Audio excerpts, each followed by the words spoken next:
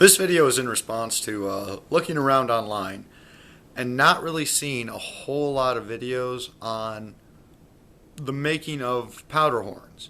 So I thought I'd step into the 21st century and not only make this video, it's my first, so please bear with me, but also show you how I go about making powder horns and the tools you'll use. Now, before we really get into the tools, etc., first let's talk about the different styles and some of the terms I'll be using while doing this. Okay, obviously you have your horn here. This is the base, the open cavity end, and here's the tip. When we're working on a horn itself, though, I'll take this one. This is the base and the base plug. This would be the shoulder right here, and then the step down would be called the throat. The rings I call a double wedding band. Those are for straps to attach your strap to, and then moving down into the spout and spout plug. Okay, this is still called the main body, but that would be your general nomenclature. Okay, let's also take a minute and talk about style. Back here you'll see what's called a southern banded horn. Okay, the southern banded horns have lathe turned plugs, lathe turned bands that are applied, meaning that these are separate pieces of horn that get turned on a lathe and then put on to the donor or main body horn, and then they get pinned in. And the same goes for the tip. This is a whitetail antler tip that has been applied. You can see the pins going around. Okay, so this does not come off.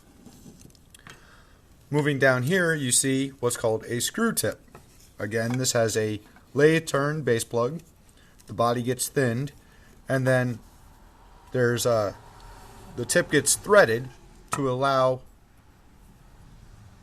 a spout or a new tip to be put on. This is also turned on a lathe and then threaded, so that actually gets threaded on to the main body. And then this would be what I would use as a generic term to call an F&I horn. F&I meaning, again, semi-dome base, staple to attach the strap on the back, the shoulder, the throat is all filed down, and just very simple work. This one has been engraved and aged. So we're going to focus on making one of these today. If you look here, you have your various tools. I have a half round file, a round file, pencil, and a hammer. Back here I have toothpicks, a staple, wood glue, and a piece of pine board. This is a 1x10 piece of pine. You can pick it up at your local hardware store, no problem. You can even see where I've already cut out a couple of plugs for other stuff. Moving down into the power tools now. You have to understand that you do not need power tools to make a workable horn.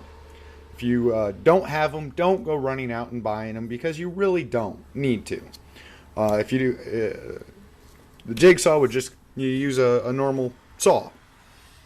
The belt sander, you can replace that with the files, not a problem. You can still have a really nice looking horn without either of these. Okay, I use them simply because it makes my life a little easier to work.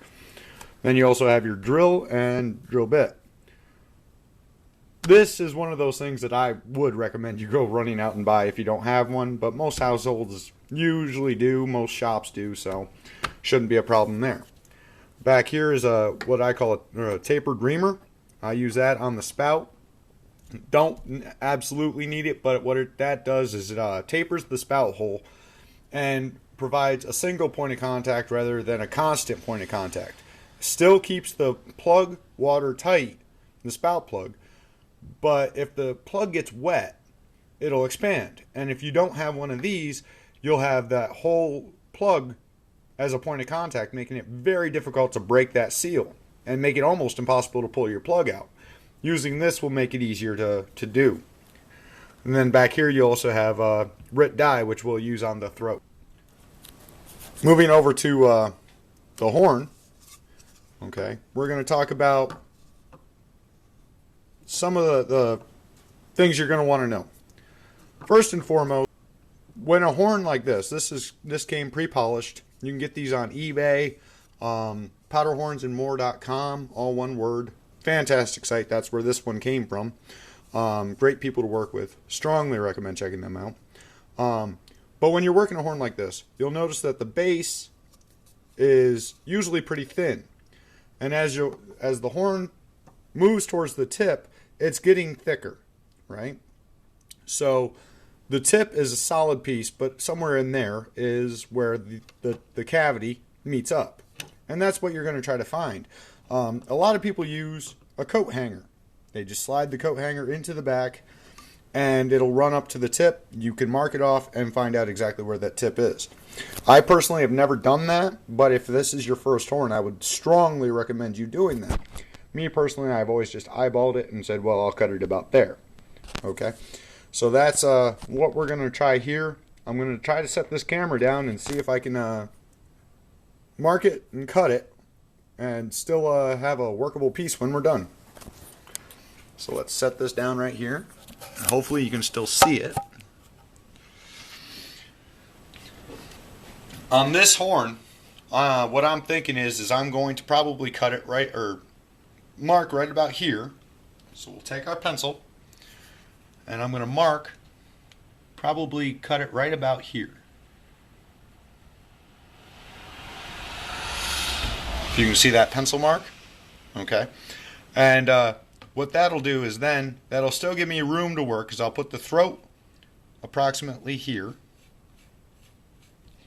and then I'll probably do a wedding band, the double wedding band.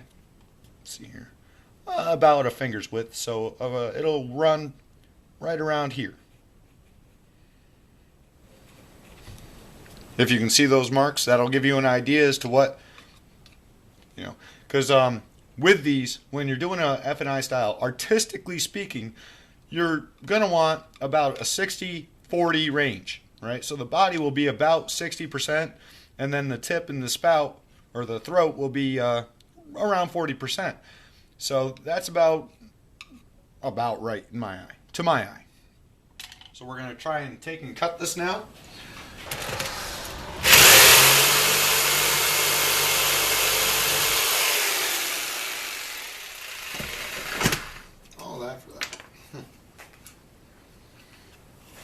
Okay, obviously you see where the vise tore that all up, but you get an idea as to where that is. Now, okay, so this horn has been cut about on the line, right? And you can see where it burned a little bit, but what we're going to do now is drill it. And again, this is how I do it. And I know a lot of people, you know, I'm sure there'll be comments saying that I'm doing something wrong, and that's fine. But what I'll do is I'll hold a horn like that up against the table and just get it as centered as I can and as straight as I can. Because you know that when you're on the curve like that, you can drill straight. You don't have to sit there and worry about monkeying with it and holding it. Now, I know a lot of guys strongly recommend using the different drill bits. Personally, again, I've always just drilled it. Saves me on tools, time, and a lot of work.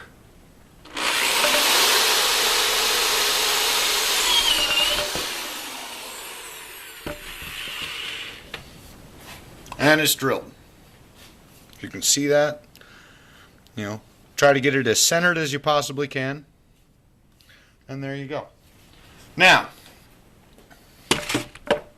where I mark this, okay? Come around here.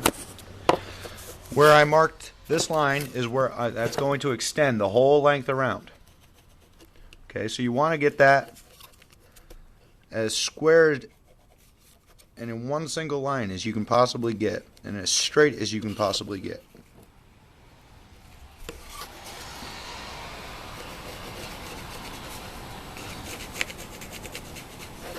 See?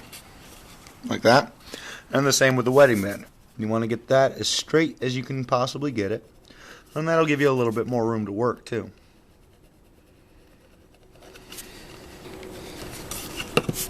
The big problem I have with a pencil is that it gets worn off real easy.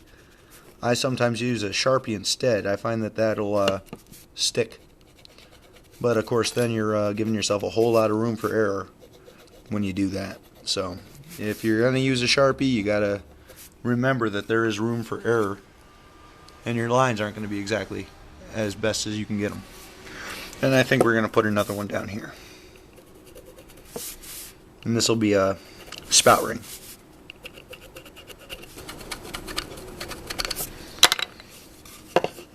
Just like that. Now, take your half round file and just line it up right with that mark, with that pencil mark, and just slide it across. Alright, so all you're doing is marking that line now. If I can get that to stay, that would be fantastic. Okay? So you just keep working your way around. And it doesn't have to be exactly perfect. Believe it or not, any mistakes you make, you can generally file out. Just as long as you don't go too high up, you should be fine. So you just keep coming around like that.